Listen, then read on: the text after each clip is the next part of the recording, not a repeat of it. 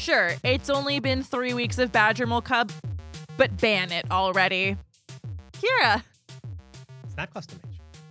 Flame of Anor. Kill your Barragoyf. Draw 2. Michael. That's a good one. I do like that. Well, welcome back. I am joined yet again by esteemed Highlander committee member Michael Billinghurst. Thank you for joining us today. Thanks for having me. Glad to be here. Today we are talking about competitive Magic because you yourself are a long-time competitive player. Yeah. How long have you been playing? I've been playing Magic for 12 years. Been playing competitive Magic for 12 years. I think I played my first competitive event maybe 6 weeks after my first ever game of Magic. And I think I've been playing like reasonably seriously competitive since then. How did you get into, because like nowadays when people start playing Magic, they start by playing Commander. Yeah. And most people, I would say, do not even think about competitive Magic for the most part. So how does someone go from starting to play Magic to pretty much immediately playing in the competitive scene? Yeah, I think the times are a little bit different. But I started playing Magic with a group of friends at PAX Australia, the very first one in 2013. Wow. Learned to play there. The next day, we went down to a game store and bought the Deck Builders Toolkit at the time, which is a bunch of spare cards, and played. And then we figured out where we could play Magic. We had a good time. The first thing we did was we did some little drafts amongst ourselves, and then there was 5 or 6 of us, so that was hard.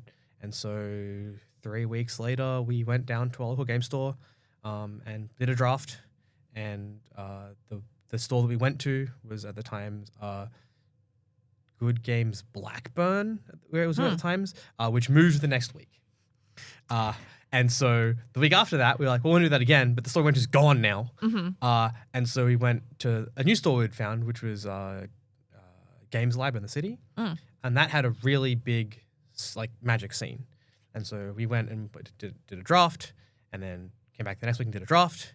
And then there were people playing Standard next to us, and we're like, Standard. So that's like constructed Magic, but with like rules and stuff. And it has, oh, cool, neat.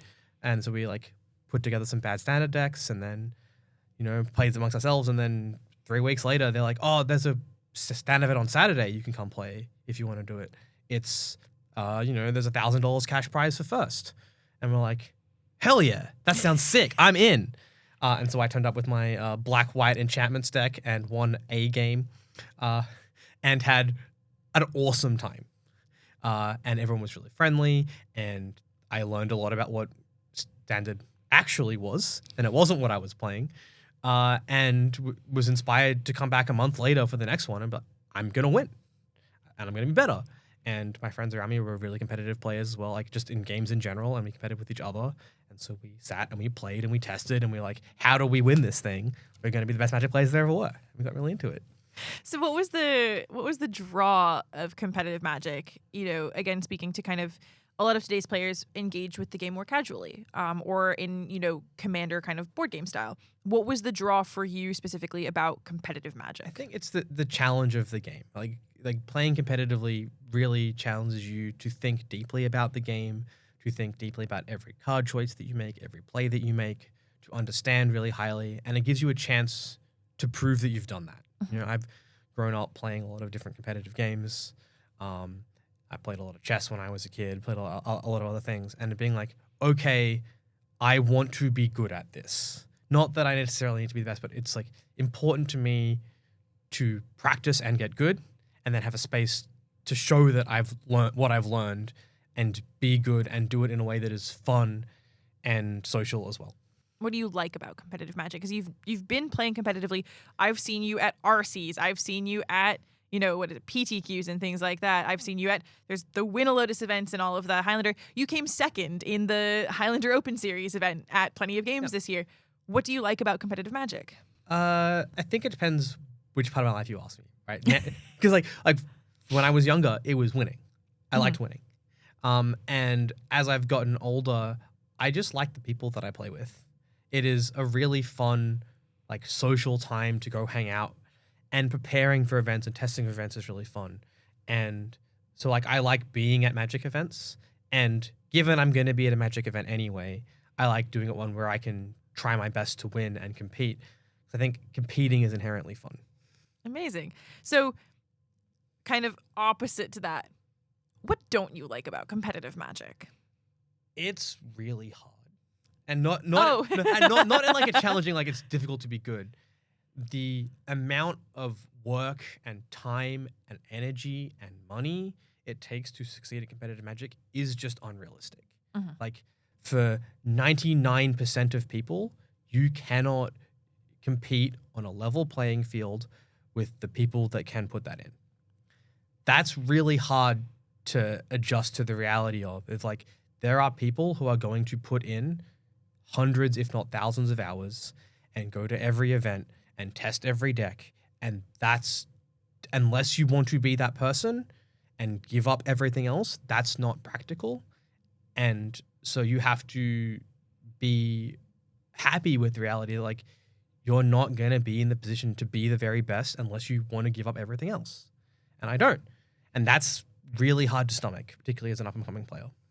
How many hours cumulatively do you think you've played? Like, including like testing and prepping? Like in games of Magic. Actual games of Magic?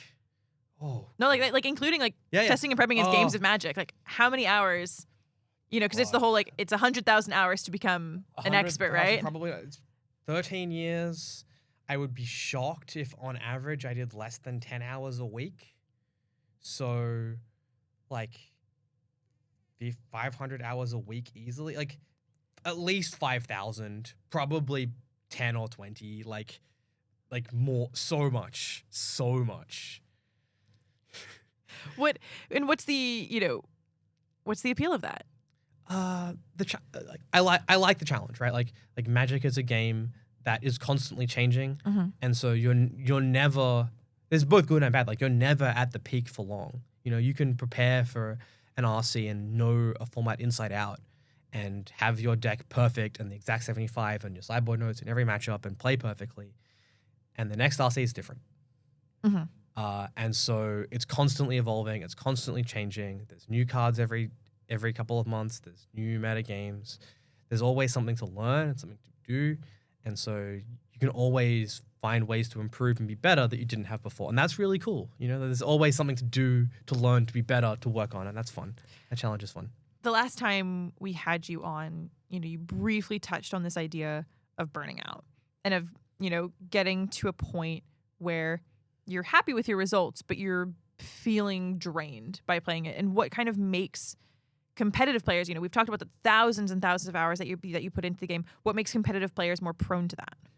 It's a real challenge, I think, because for any given event, you have to put in so much work to be good. And particularly if you're trying to make Pro Tour on the top level, there's like 3 or 4 chances in the year. You know, like if I'm playing in the RC circuit, there are 3 RCs a year. To turn up to most of them, you have to fly to a different city, pay for accommodation, get a deck. Like you're out hundreds of dollars. It's like thousands of hours sometimes for preparation, hundreds at least. And then at the end of the day, like it's a game of variance and you didn't quite get there.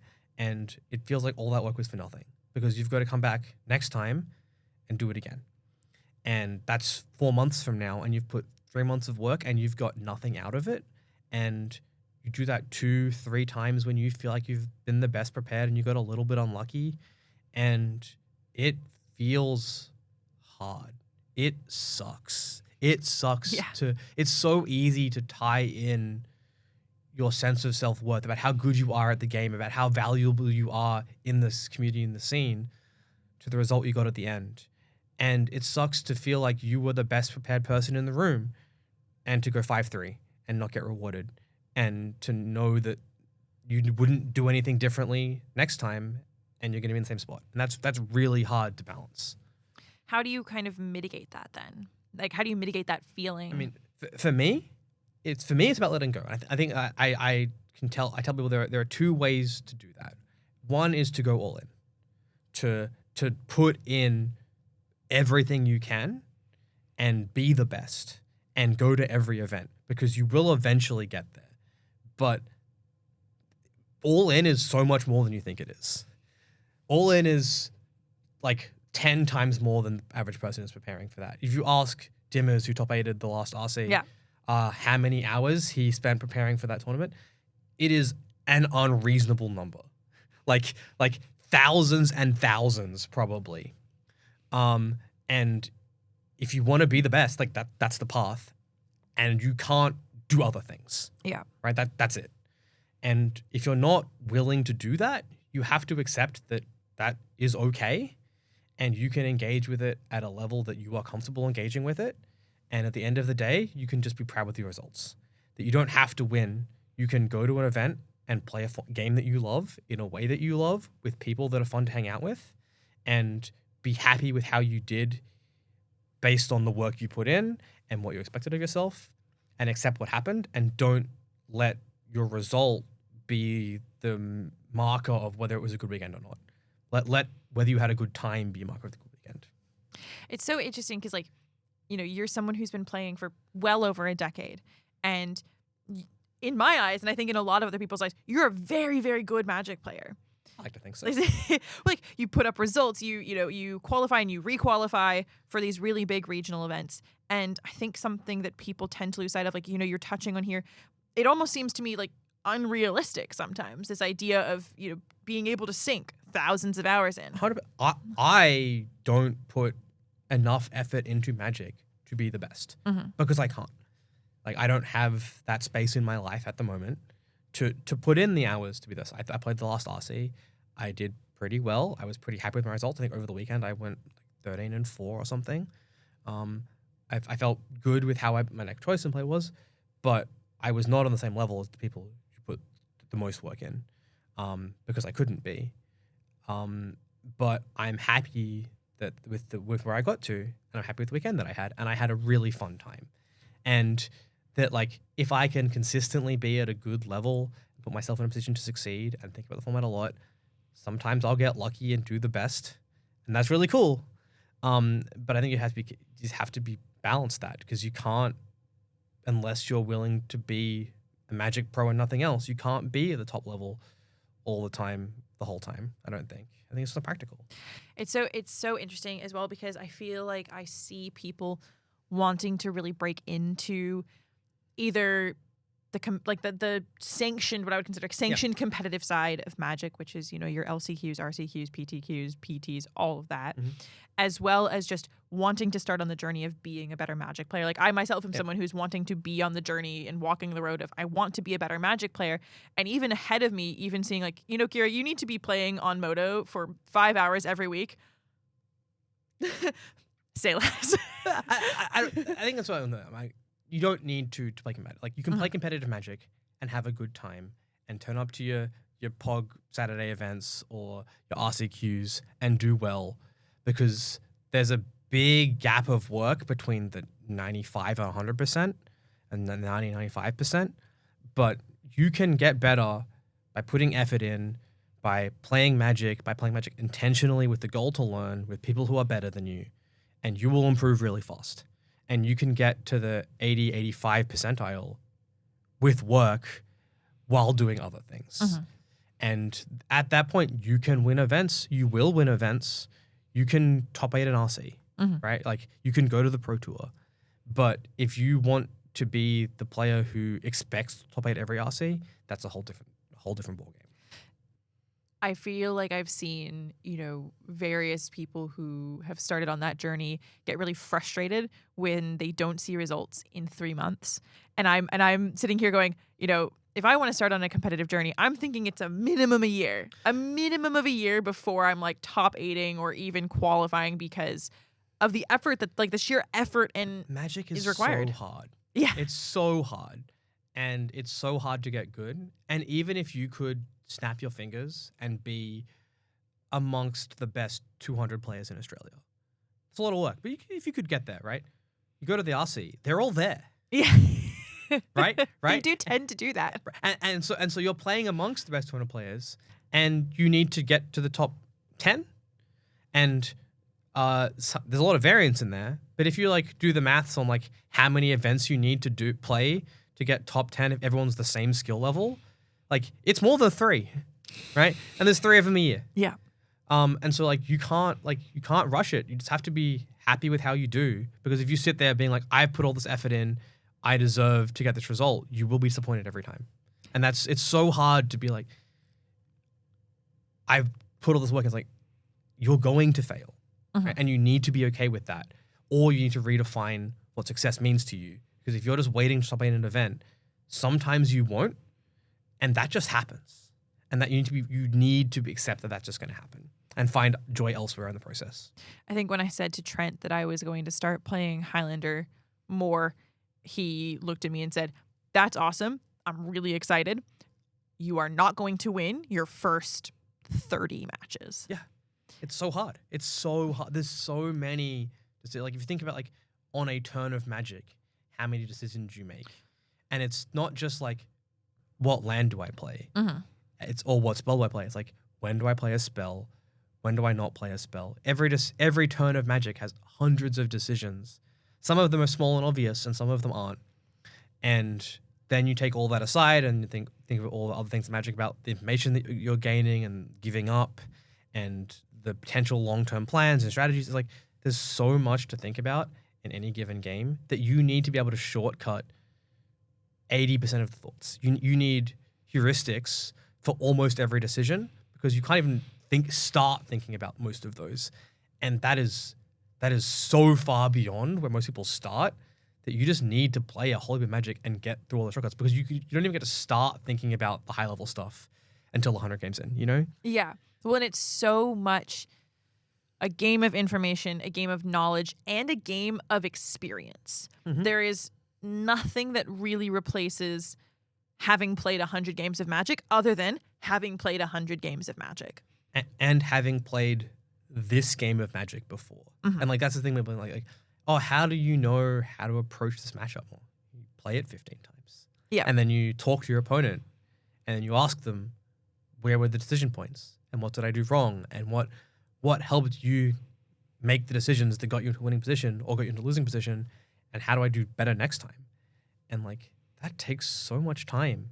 It takes so much time. It's what I would kind of consider being an active Magic player versus kind of a passive Magic player. Like, I would put a lot of Commander players in the passive Magic player, because it's a board game. You can take your turn. There's 3 other people who have to do stuff before it's your turn again. And I'm guilty of doing this when I play with my friends, of checking Instagram and checking messages and zoning out a little bit. Is that consequential to me? No, it's not. I'm moving on. Versus, like you said, like, the really intense, okay, do I fetch now with this on the stack so they cannot flash the opposition agent in? Do I counter this? Is this going to be worse for my board state if they resolve this? And just, there's so much thinking that happens. I mean, we've played some Highlander together, Yeah. as you've been learning, and a bunch of times I've been like, oh, like, I think this is really important for these reasons, because in 3 turns from now, we need to be dealing with this problem. And you're like, I was doing combat math. Like, Yeah. I'm thinking about right now. and then it just comes with experience. Like, you know, I've played a lot of Blue Moon, which is like the you're learning. And so I've been in these situations before, and I can, like, I think I know how this game is going to go. I think I know what the plan for this matchup is. And that just takes a lot of time. And when you're getting to that, and it's like, I can't spare thought for, like, you know, how much mana does my spell here? What's my curve here? Like, that's got to be automatic, because you don't have time for that. And while you're learning, you're still thinking about that. And it just, like, you got to be on all the time. There's no breaks. Like, tournaments are exhausting because you're playing 50 minutes of Magic, and you get to the end of it and you're on the whole time, and then you get 3 minutes and then you're back into it again. And, like, that's a skill. I have definitely, you know, even as a commentator, been, you know, getting tired at the end of a tournament. And I'm just talking about the decisions that people are making. I'm not actively making them. And so it's, you know, competitive Magic is such a different beast. Mhm. And it behaves in such a different way. And it forces you to engage with the game in a very different way. Yeah. There's just a lot to think about. I think, like, the best way to learn is to reason through stuff. And if you surround yourself with people who are better than you, often you'll ask a question and they'll answer with something you weren't even thinking about. And that's how I learned. I said I learned to play at HitsLab. I had the privilege of having a bunch of really good competitive Magic players around me who cared a lot and had the patience to answer 100 million stupid questions, because I just asked 100 million stupid questions. And I was at a point in my life where I could spend a lot of time sitting in a game store asking stupid questions and watching Magic. Shout out to RMIT and having uni across the road and no classes. And so I got to onboard really fast. And if you want to get good at competitive Magic, find a way to do that. Find a way to find people who are better than you and sit down with them and ask them questions and hope they have the patience to answer them. Well, and part of it as well is this idea of, again, being active in that and participating in that. You're not going to get better by wanting to get better. You're not going to get better by playing Magic. Like that's the scary truth is you can play 1,000 games of Standard on Arena and you will learn less than playing 15 with someone good and asking questions. And like act. And there are ways to get more out of a game of digital Magic than just than that. But like if you're not taking notes and thinking about things that went wrong and keeping records of your matchups and like looking at game positions that you were losing and reviewing what was changed and then making changes and playing it differently next time and seeing what changes, like that's how you improve. And if you're not interrogating yourself in that way, you learn things and you learn things about a format and you'll get some like memory down. That helps, but you won't learn as fast. Well, and it's the idea as well of where you come from and how you approach it. Yeah. I'm going to sit here and want to be as good of a Magic player, and I can want that. But if I don't play and I don't engage, whether it's, and that's not to say that you must play and only play to get better. I watch so much pro play Magic, and you will learn a lot by watching people, again, who are better than you. And I think you have to kind of leave your ego at the door 100%. In competitive Magic. I think 100%. I think it's like finding ways to expose yourself to the why. Sometimes just watching with commentary who can explain the why and thinking about those situations.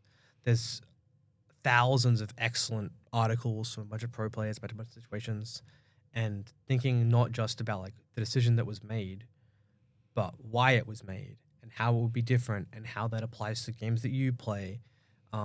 Whether it's from like who's the beatdown and the classic thing about planning long-term strategy, or some of the awesome articles from Reed Duke about like what to take off thought, like why Thoughtseize is good and what to take.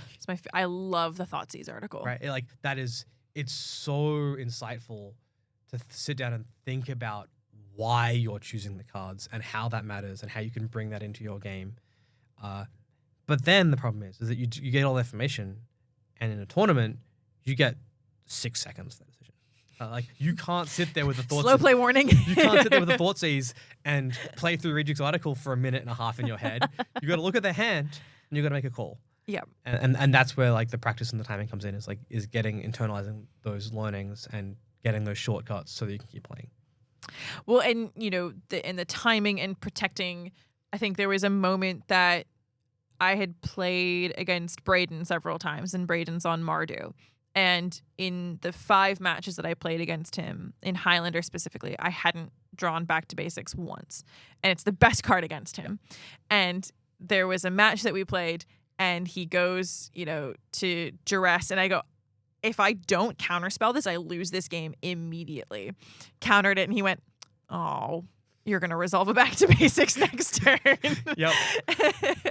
And it's interesting as well because, and that's information, by countering it, even though he would have seen it off of a duress or a Thoughtseize, and he would have gotten the information, I also would have lost the card, right? And you have to play to your outs and play to protecting it. That's how you win the game. I have a really cool match from the RC. I was playing Espigoyos, playing against Bassa, who's on like Ascendancy combo stuff, and I multi-6, and I played this matchup a couple of times against Bassa, but like similar decks, and I know how the matchup plays.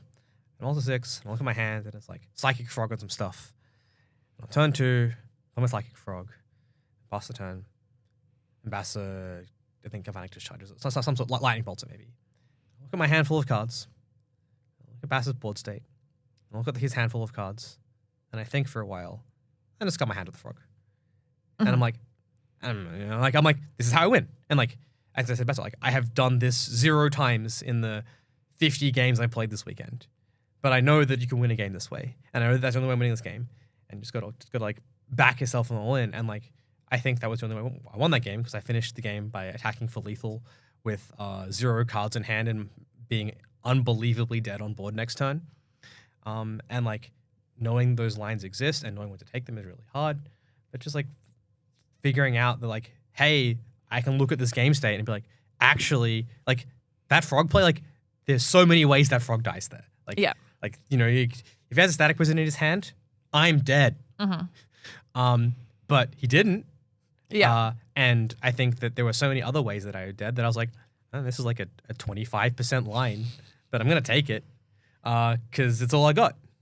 And I did win that game, and I think that I would make the same play again. But it wasn't it? It was a Tamiyo attack. That's what it was. I blocked a Tamiyo with my frog. I all-in for it.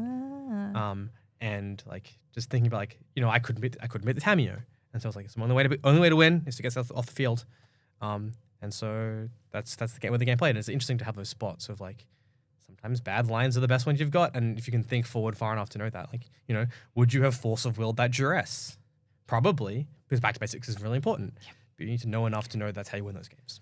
Well, and it's very, you know, part of the skill difference, it seems, there as well, is that competitive players will take far more risks to win. Sometimes. I think I'm famous for playing against Nathan and keeping one-liners. Like he jokes that I will keep hands that do nothing.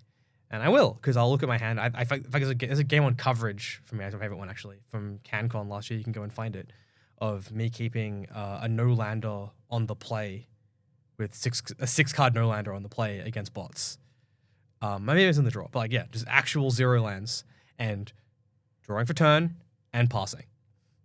And I would do it again, and I did lose that game, but it was really close because my no-land hand was like Mana Dork, Force of Vigor stuff. Like, it was like, if I draw a green source, this hand does stuff, and I have 3 turns, and I have a Force of Vigor, and I can buy some time, and if I never find a green source, I'm just dead, but that's better than a 5.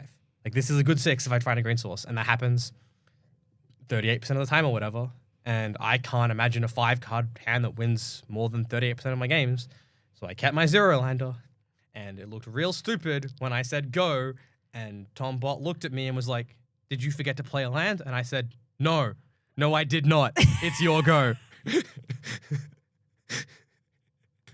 Did you forget to play land? Oh. Well, and interestingly, in that spot too, right, you know, so much, you know, I'll say this to death, Magic is a game of information. The first thing that Tom Bot learns is that you have nothing but spells in your hand, right? And probably some of them are really good. Yeah. Like if you know, bit of a tangent, but if my opponent keeps 6 with no lands, draws their 7th and passes and doesn't play a land, as much as it's like, cool, I got to time walk, you know, a turn and take another one, but what are you holding over there that is worth keeping no lands on? 100%. And that knowledge is so incredibly valuable. And being able to make those decisions is something that is only, you know, at some level, it's either end of the horseshoe. It's either complete ignorance or nothing but experience. Yeah. You know? You got the little Jedi graph, you know? Yeah.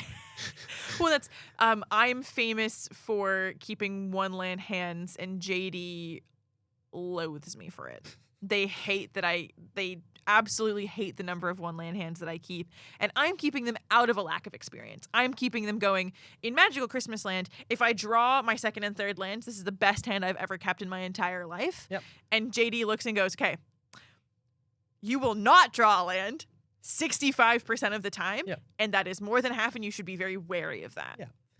But sometimes that's the best option, right? And then I did a lot of testing with JD, and they had their low land deck, and they had a bunch of things like, you know, this hand's 1 land away from being good. I'm like, well, it's 1 land away from being playable. That's not necessarily the same thing. We could have an entire other episode that's like, what does it mean between being playable and being good? Yeah. There are 2 different axes here. Yeah. But, you know, you've kind of mentioned taking a break and taking time away, and how that's actually really healthy for wanting to come back. Yeah. So what does your next year look like in your eyes? For me, I'm on the committee, so I don't get that many breaks. Yeah. The reality is I got to stay engaged. But I didn't play any RCQs this year. I was all in on the season last year. I played probably 30.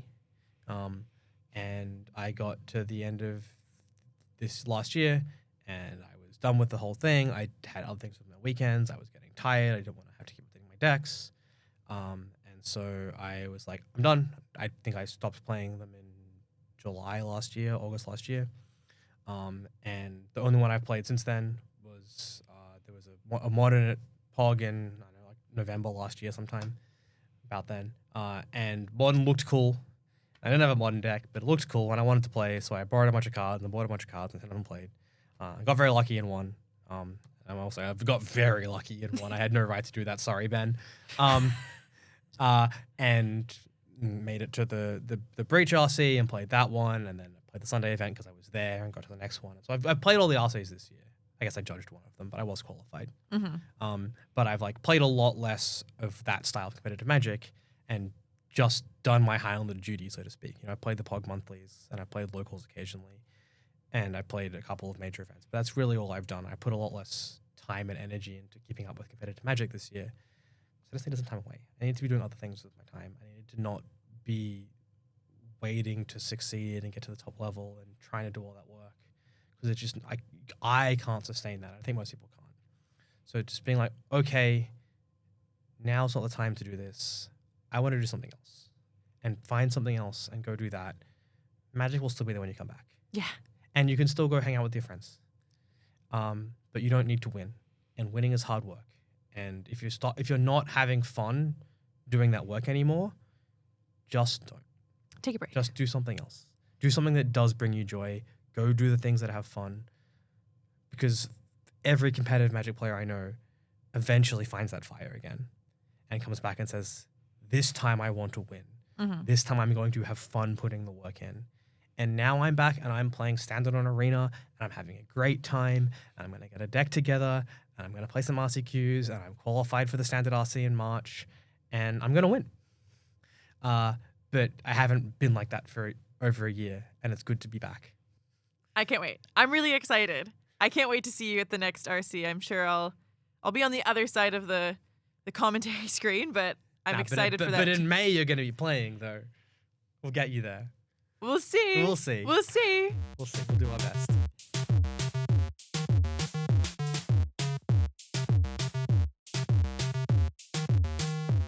Thank you so much for sitting down with me again. It's always really fun to have guests on, especially, currently my favorite thing has been having people who are much better Magic players than me on, and just hearing all of your insight and your experiences is really valuable. So thank you so much for sharing that with me and with our audience. Appreciate it. Thanks for giving me a chance to wax lyrical about something I really care about. I think engaging with Magic healthily is really important to me, and I think that people think about it and do it in a way that brings them joy. So thanks for giving me the platform to talk about it. I can't wait to see you win. Was it RC11? Yeah, I think RC11. Yeah, in Sydney. Oh, I'm gonna be there. That'll be exciting. Yay. Well, thank you so much. Thank you. With all that said, that's all we have for you today. New episodes release on Mondays at 11 a.m. Australian Eastern Standard Time. You can keep track of all of our releases at Raise MTG on both Instagram and Blue Sky. We'll see you next time.